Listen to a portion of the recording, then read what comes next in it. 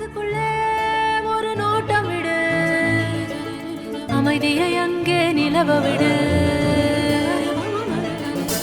கவனத்தை கவனமாய் காவலிடு, காலம் கனியும் வரை காத்திருக்க பழகிவிடு. மனசுக்குள்ளே ஒரு நோட்டம் விடு, அமைதியை அங்கே நிலவ விடு.